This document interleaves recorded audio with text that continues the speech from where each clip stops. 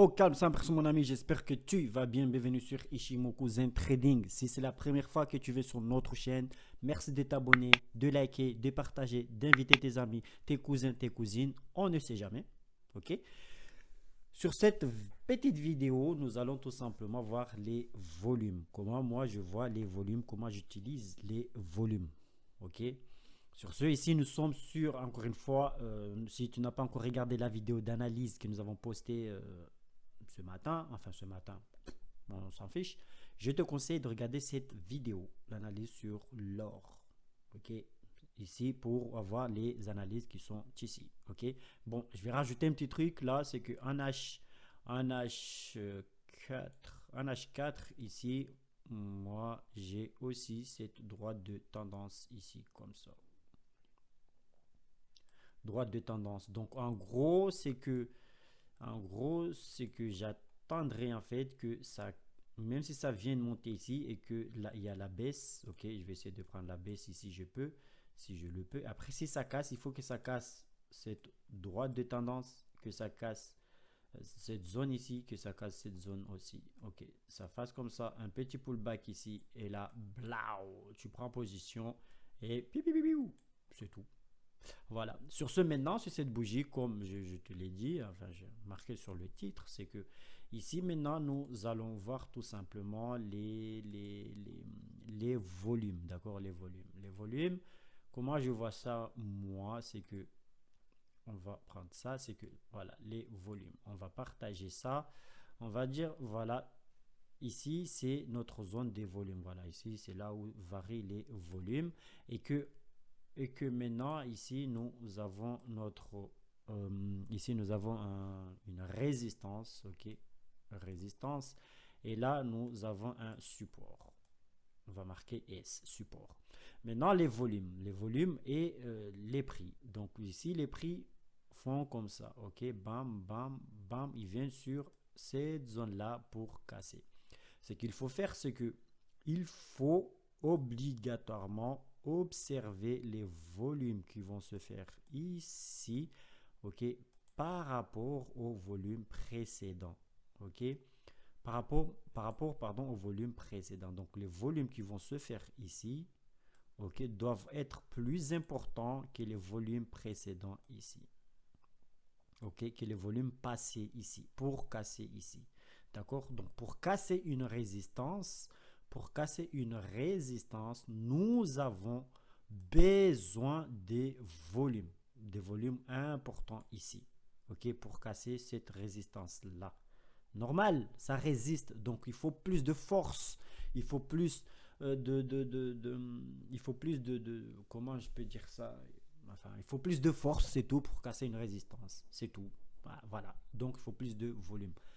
Maintenant, si c'est la résistance est cassée et qu'on vient tester, d'accord, avant de remonter ici, ce que ce pullback qui va se faire ici, ok, ne doit pas systématiquement accompagné par des volumes. Par contre, ici, ça doit être le contraire en fait de ce qui se passe ici, ok. Donc ici, on doit avoir des volumes pas très important sur ce pullback là par rapport à la cassure qui se fait ici. Ici, on a des gros volumes pour casser et ici, on a des faibles volumes, d'accord, pas des volumes importants pour le pullback. Mais après cela, moi, j'observe une bougie. Si je vois qu'il y a un rejet ici, il y a des faibles volumes en général, c'est sur la Kijun. C'est sur la Kijun le pullback. Ok, le pullback sur la Kijun. Et que là, on a peut-être des ressauts ici, ok, des chandeliers d'indécision ici. Mais après, j'observe la deuxième bougie.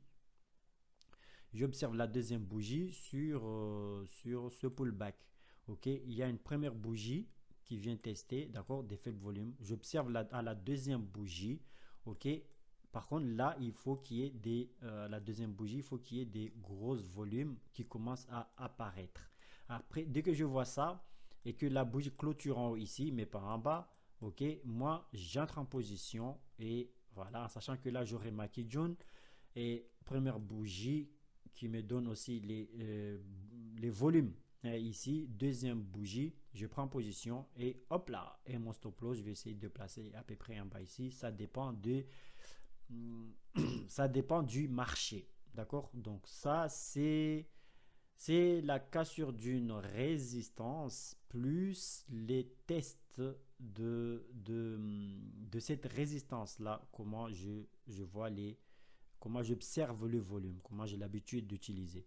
Et après, maintenant, pour un support maintenant. Donc ici, nous avons notre support S, ok? Et là, on voit que voilà, maintenant, c'est en rouge, on baisse. Il y a la baisse, il y a la baisse, il y a cette baisse, et bam, là, on veut casser, et on casse, et bam, un test, et bam, c'est la baisse. C'est que ici, par contre, ici, avec les volumes, ici, on va observer les volumes, ici, V, c'est volume. Ici, à la cassure de de ce support-là, c'est pas important, d'accord, d'avoir des volumes importants ici. C'est pas une obligation comme la cassure d'une résistance, ok. Pour une résistance ici, nous avons une obligation. En tout cas, c'est fort conseillé de chercher, enfin d'observer les volumes ici, une résistance. Mais pour un support, c'est pas une obligation. Et après, pour le pullback, pareil, pour le pullback ici, en sachant que là, l'alternance de polarité, on n'oublie pas, support devenu résistance. Ici, maintenant, c'est devenu une résistance.